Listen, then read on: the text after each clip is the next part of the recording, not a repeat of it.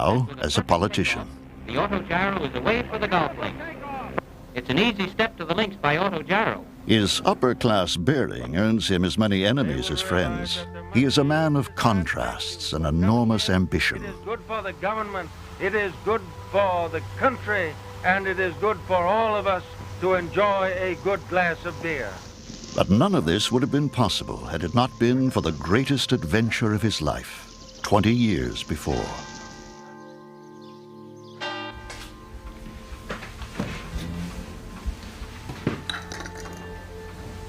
June 1911.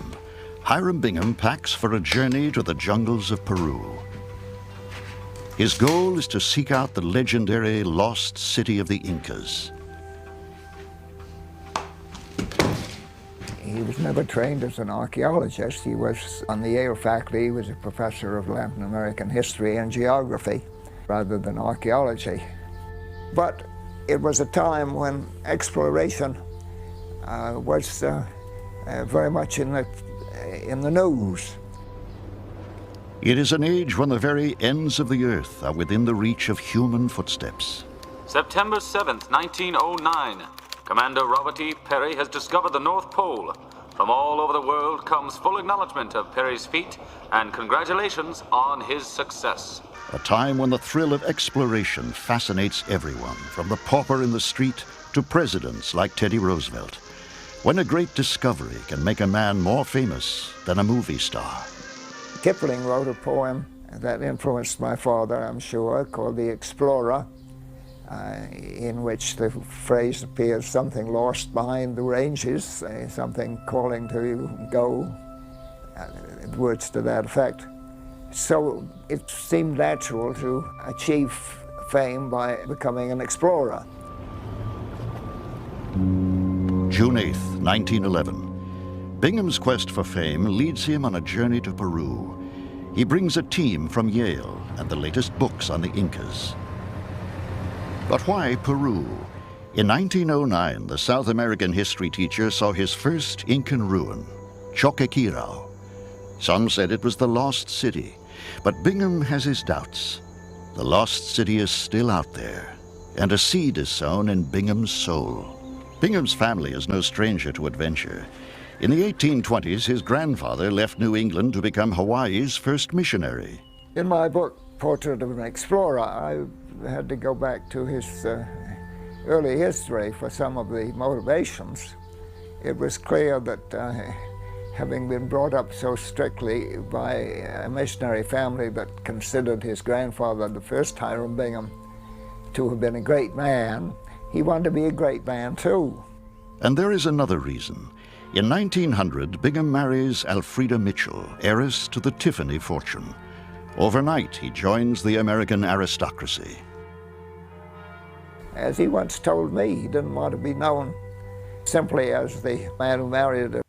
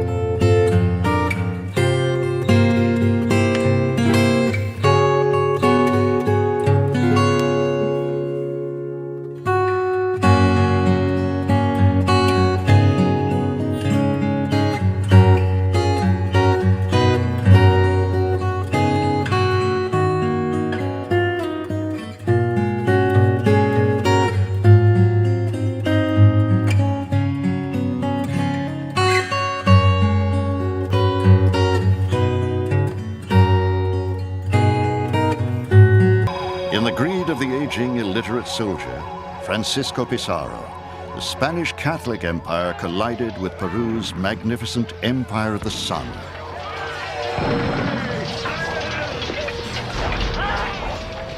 The conquest was short and brutal. In 1533, Pizarro and his men descended on the golden streets of Cusco. Within 2 years, the city had been ransacked, stripped of gold, melted down to ingots to satisfy their greed. 3 years later, the Incan king struck back. Thousands of Incans descended on the city. Hand-to-hand combat raged in the streets. Fires were set to burn the conquistadors from hiding. Hopelessly outnumbered, the remaining few dozen conquistadors withdrew to a key fortress and shut themselves in. 11 months passed. Eventually, the Incan forces dispersed, returning to their fields. The Spanish held out. Reinforcements arrived. The Incan king had lost. Exile meant building a new capital in the forsaken jungle where the conquistadors couldn't penetrate. But where? In the ancient volumes of the libraries, Bingham reads the few accounts of their retreat. Within the chronicles of a few religious men and Spanish soldiers are found the only sketchy clues to the lost city. Details of architecture, estimated days of travel. He copies the words for his reference in the field. From these, he will take his best guess and begin his jungle search.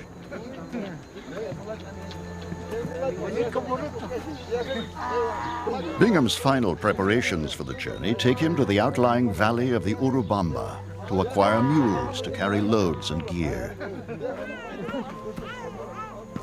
Peru has changed greatly in 400 years, yet the ancient culture is still reflected in daily lives of the Peruvian people. In their language, Quechua, which the Inca imposed on the conquered people to unify the empire. In their customs and traditions, weaving and textiles, which were traded as a form of currency, and the pure-blooded faces of the people themselves. Even in 1911, no day is begun, no voyage undertaken, no harvest complete without the permission of the gods. In December.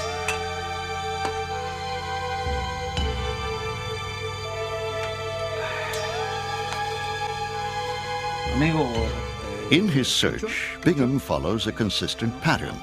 He seeks out locals, anyone with information, even rumors, then follows up and pays for any good advice. Ironically, his best clue comes not from a book, but a drunken government official named Quevedo.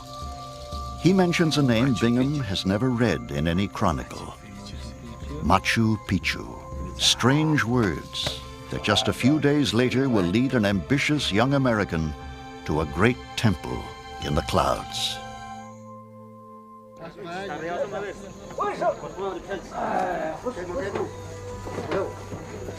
By July 19th, Bingham is ready to head out. He will leave Cusco and head north along river valleys with only sketchy maps and fragmented descriptions from the Spanish chronicles to guide him. But he cannot succeed alone. A military escort is assigned by the local prefect, a Sergeant Carrasco, who is charged with accompanying him everywhere and to serve as a translator of the Quechua language. Also with him will be fellow Yale man Dr. Harry Foote, the expedition's naturalist and collector of insects and specimens from this little-known part of the world. Bingham writes to his wife, My dearly beloved, nearly all the last things have been done. It remains to pack my trunk, which stays here, get some sleep, pack my duffel, and then start for the interior. The valley of the Urubamba is enchantingly beautiful, still terraced in the Incan style. This is one of the loveliest valleys in Peru. It was a favorite resort of the Incas. I do want you to see this. It is worth it at all costs. The mountains are indescribably grand when one can see 10,000 feet of them. as he wrote in the letter that I found in the papers to his father at the time of his starting on his first expedition, that he felt the blood of his ancestors stirring in his veins, and that he felt was part of his genetic inheritance to want to travel and explore. There is a new government road which Bingham follows into a region visited only by local Indians since Incan times. Somewhere, lost behind these ranges, are Incan cities that fit the descriptions in the ancient library chronicles. The chronicles say the city will be called Vitkos, not Machu Picchu.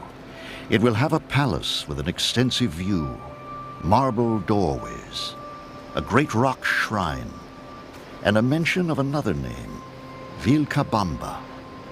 What Bingham cannot know is that there is more than one lost city, and it will be his destiny to find them.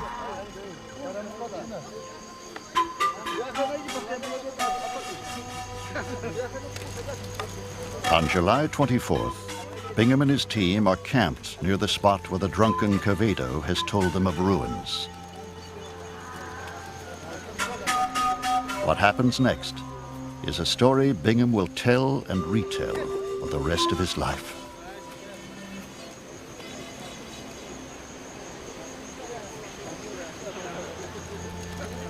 On the sixth day out from Cuzco, we arrived at a little plantation called Mandor Pampa. The owner, Arteaga, had said that on top of the magnificent precipices nearby, there were some ruins at a place called Machu Picchu. I offered to pay him well if he would show me the ruins. He demurred and said it was too much of a climb for such a wet day.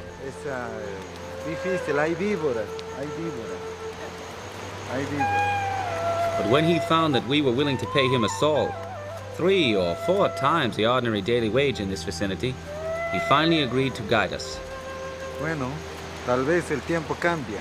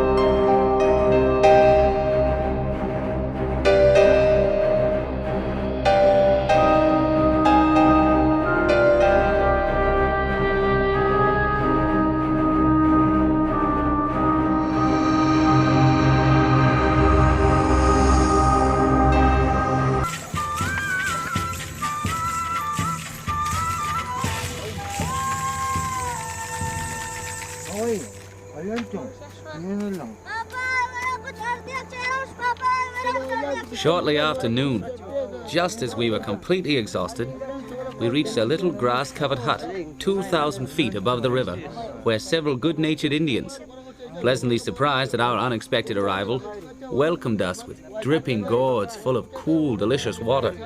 Then they set before us a few cooked sweet potatoes. Valentin-chan.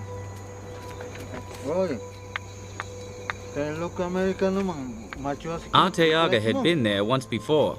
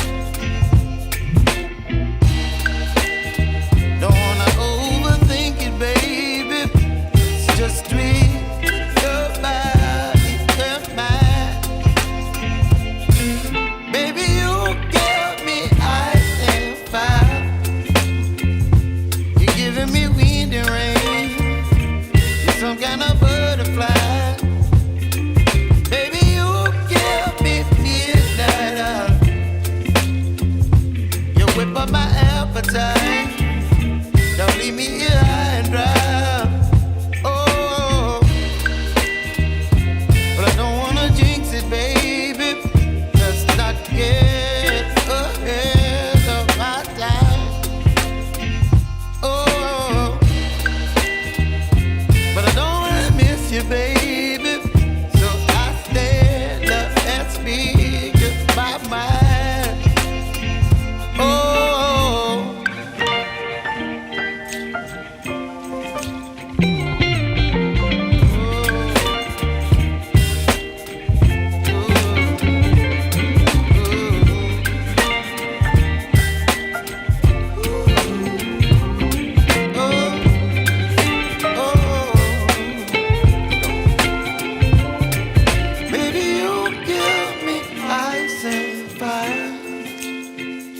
You're chilling wind and rain. You're some kind of butterfly.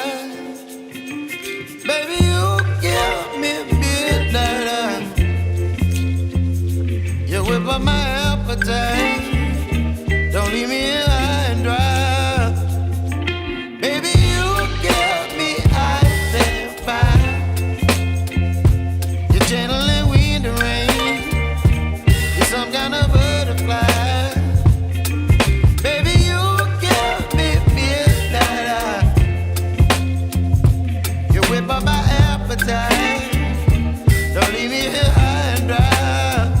Ancestor of the Incan sovereigns, a perfect blend of architecture and the natural environment. A city that shouldn't exist. It's curious that he only spent a few hours at the site. He noted in his diary the time of his arrival and the time that he'd taken these photographs and what they represented, but it wasn't more than 3 or 4 hours that he spent wandering around with this camera.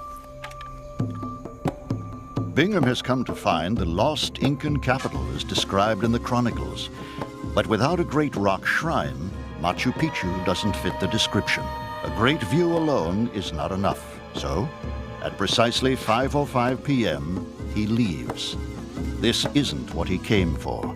It wasn't until later that he realized how important a discovery he had made.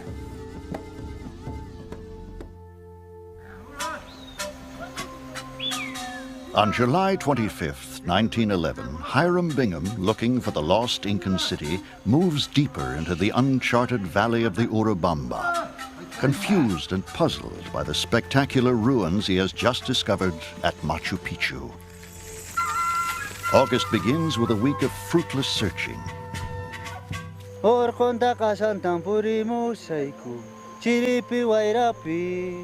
3rd, 1911. My dearly beloved, at last we're at Santa Ana, staying at the fine sugar estate of Senor Pedro Duque. Now, Bingham is starting to convince himself that maybe Machu Picchu was what he was looking for. Yesterday, after a long conference with Senor Duque, I came to the conclusion that my new ruins, the find ones at Machu Picchu, must be those referred to in the chronicles by the name of Vitkos. Local Indians tell Bingham of extensive ruins deep in a valley called Vilcabamba.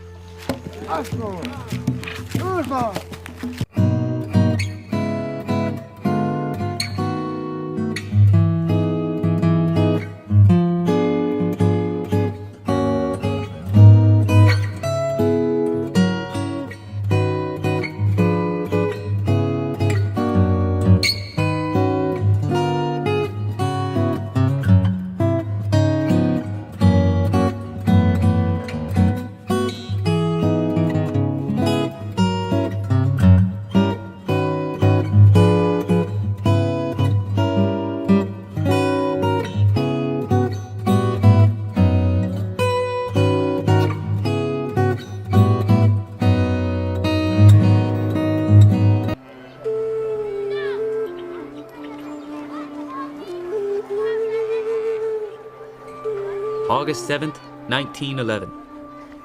My dearly beloved, this locality is reputed hereabouts to have a lot of ruins, just as I hoped it would. No one has been up here. I have shown several of my Peruvian friends the pictures of my family. C'est mes papas. They always admire them all tremendously. Si?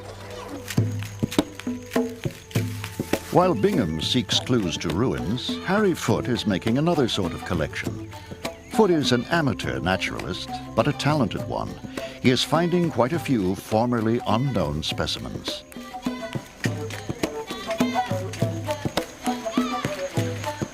The villagers of Lucma tell Bingham of nearby ruins with a great granite shrine, just as the chronicles predict. With an Indian guide and the local lieutenant governor, he heads for the site.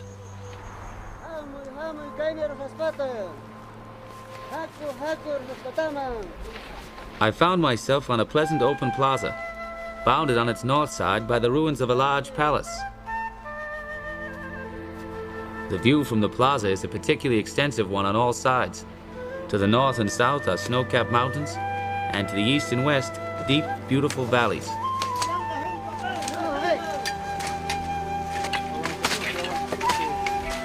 A palace on a hill with an extensive view. So far, so good.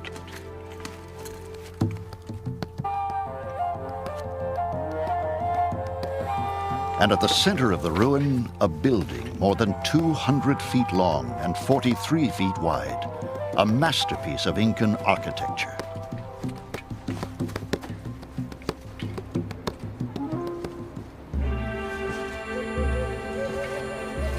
The treasure is gone, but the craftsmanship endures. Doorways of solid granite, 6 to 8 feet thick, quarried, shaped, and moved up the slopes by hand. Enough remains of this building to give a good idea of its former grandeur. It was indeed a residence fit for a royal Inca, an exile from Cuzco. Is this Vitcos? There is only one way to be sure. Find the great rock shrine.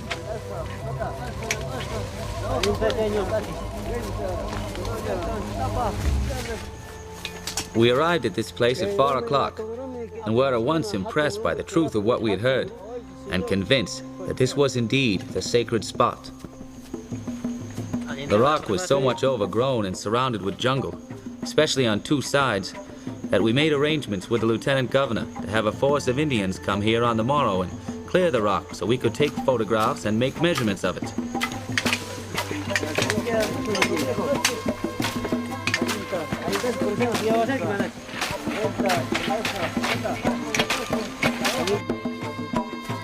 Ok, señores. Por favor, arriba.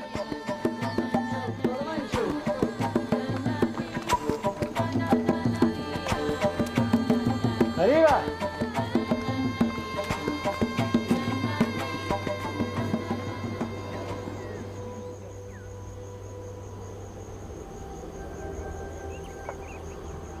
Bingham is convinced. This is the holy shrine of Vitcos.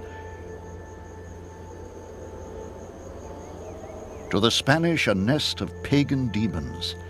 But for the Incans, this was a sacred shrine, abode of the gods, bursting with power.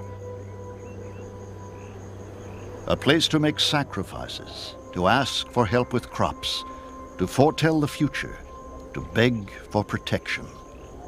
The rock is final proof that Bingham has found Vitcos, the ancient capital. But is it the last Incan city? There is the second name mentioned in the chronicles, Vilcabamba. There could be another palace still hidden.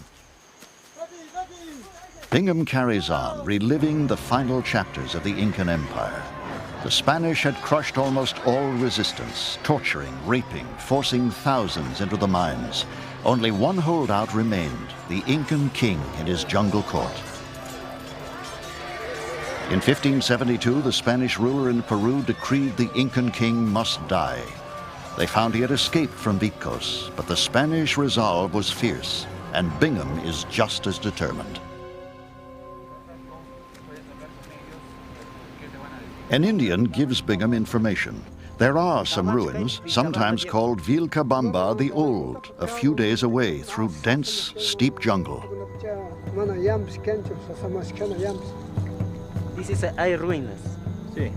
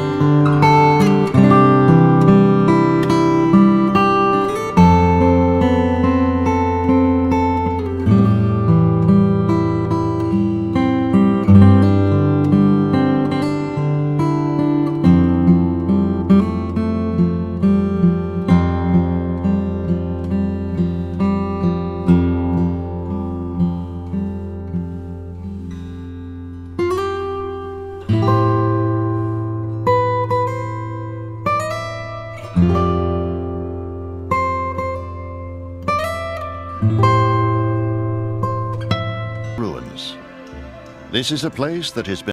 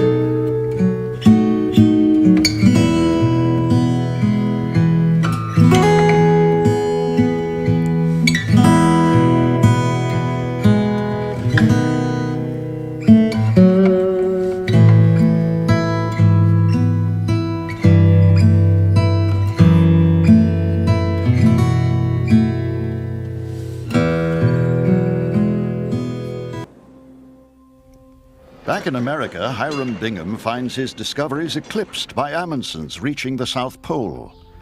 With the South Pole conquered, the age of exploration is declared complete. But Bingham's return thrills his family. Elfrida and their 6 sons are deeply proud of their explorer and his exotic discoveries. Elfrida is also relieved she has found running the household alone exhausting. But Bingham can't stay. His instincts tell him the ruins still have more secrets to reveal. He spends months trying to raise money for another mission. And in February 1912, a lucky break. The editor of National Geographic magazine attends one of his slideshows. The editor is impressed. He offers to send Bingham back to Peru to clear the ruins and photograph them for publication.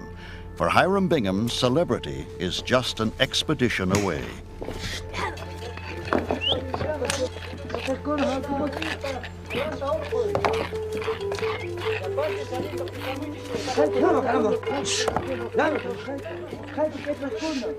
By July 1912, Bingham is back in Peru.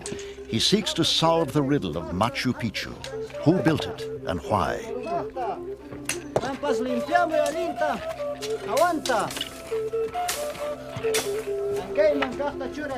My dearly beloved, we are all very well, but are having bad luck with our search for buried bones and pots. This is a lovely spot. It is most disappointing not being able to find anything worthwhile. Who lived here? A city this important should have gold, bronze, perhaps even mummies.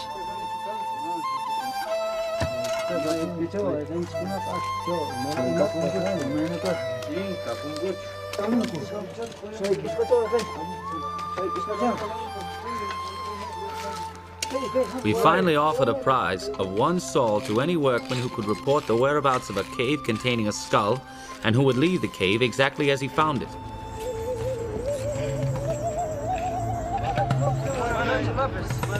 The gambit succeeds.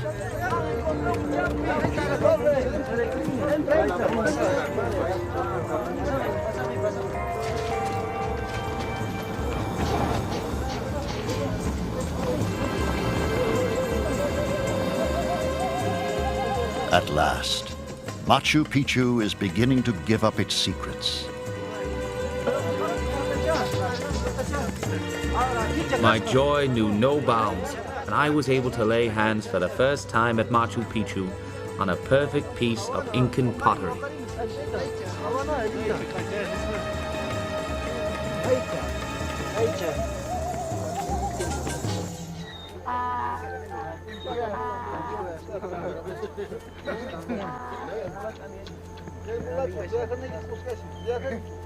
Bingham immerses himself in the Incan realm.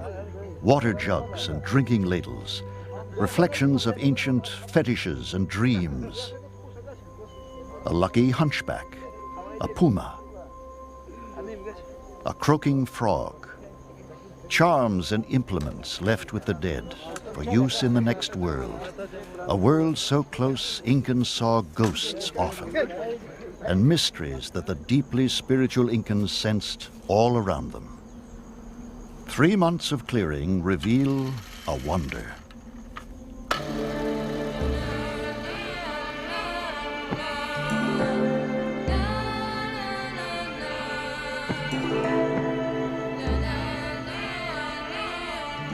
Beneath nature's green shroud, Bingham discovers the remains of an entire city.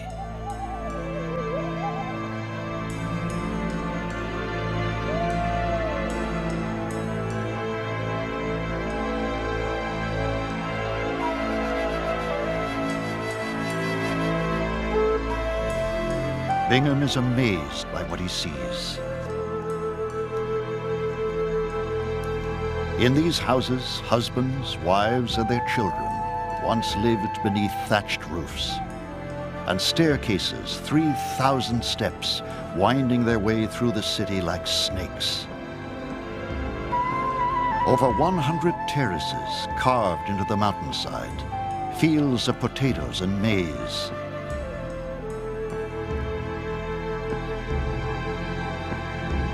Stonework so perfectly joined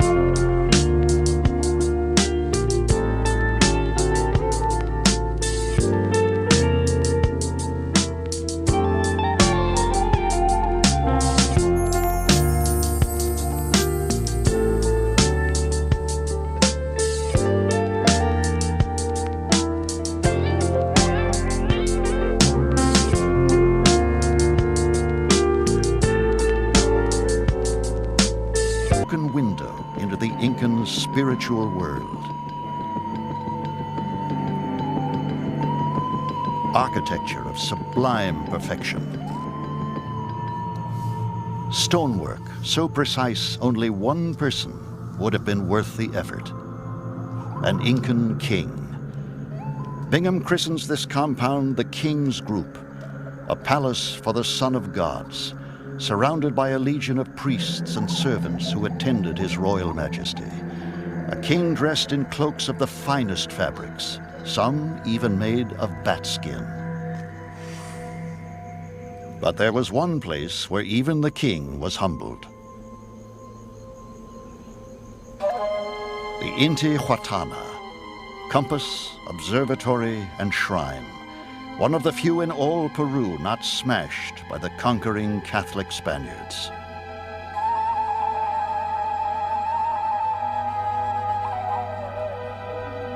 A great stone that measured the course of the heavens, sun, moon, stars, each a god in whose power rested the fertility of the land and the lives of mortal men.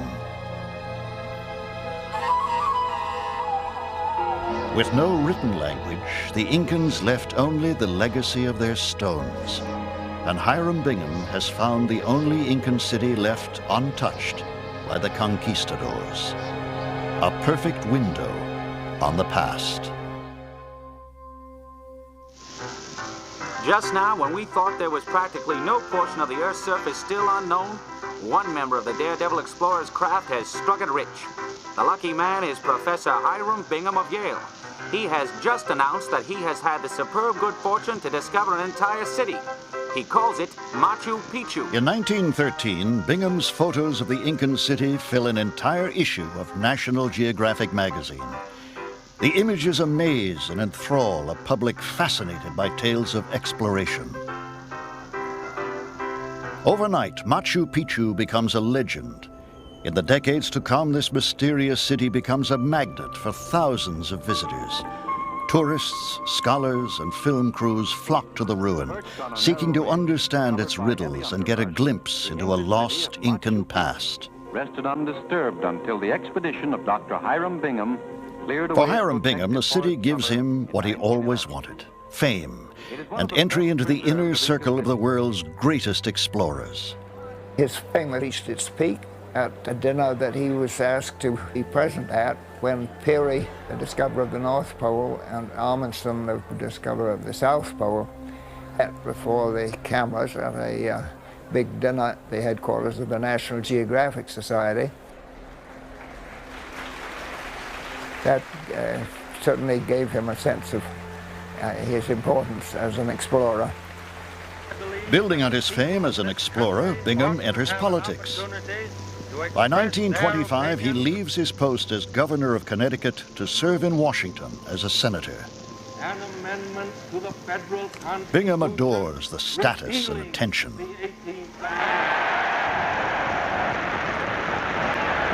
He becomes one of the country's most visible politicians, never forgetting his love of adventure or the power of pictures to promote himself and his causes. But Bingham's luck runs out in 1929, the year when all of America hits hard times. Bingham's enthusiasm for quick success finally leads him astray. He hires a lobbyist and becomes embroiled in a conflict of interest scandal. Bingham has earned many enemies. Fellow senators resent his money, his aristocratic manner, and his habit of correcting their Latin. The Senate seizes on his mistake. Bingham is formally censured by his peers, a humiliating blow. Bingham loses the next election in 1932, the same year that Alfreda, his long-suffering wife, leaves him. Bingham's meteoric rise has finally come to an end. But through it all, Bingham never forgets about Machu Picchu. Over the years, he retells the story of his greatest discovery over and over again. In 1912, thanks to the support of the National Geographic Society and of Yale University, we were able to go back and spend 4 months in clearing the ruins of the mighty jungle that had accumulated there over 300 years. And in 1948, the man and the city come together one last time. Bingham is invited to dedicate the highway that will lead tourists up to Machu Picchu. Ironically, Bingham pays little attention to the other cities he found in 1911, both last refuges of the Incan king. Neither city excites the public the way Machu Picchu does. While he had a distinguished career in other fields, his name is remembered primarily as the discoverer of Machu Picchu, and he naturally wanted it to appear as important as possible. To the end of his life, Bingham inflates the importance of Machu Picchu. He declares it to be both the birthplace of the Incan Empire and its final refuge. Bingham dies in 1956, never learning the answer to the greatest puzzle of all. Who built this lost city and why?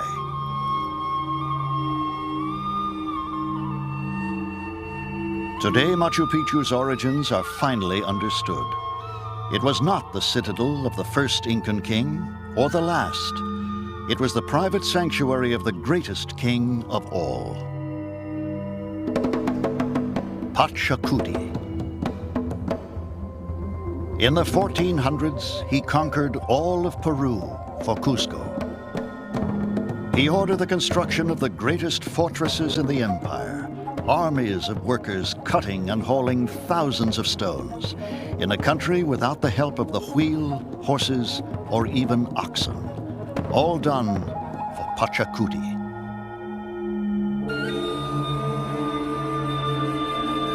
But in the winters, he came to Machu Picchu, his personal retreat, a place to rest and entertain leaders of the empire. But Bingham found no trace of the king, no gold or silver. Instead, the pots and bones in the caves belonged to the king's servants, the men and women who built the city. Pachacuti died in 1470. His body returned to Cusco. But Machu Picchu remained his, even in death. Only his servants were allowed to stay, living out the rest of their days in obscurity. Ironically, the city that was once home to the greatest Inca of all was in time forgotten, even by the Incans themselves. While war raged below with the Spanish, the city on the mountaintop remained untouched, unknown. It remained unchanged until 1911, when one man, dreaming of glory, stumbled upon this Incan wonder. A place where time seems to stand still, as though the Incans never left.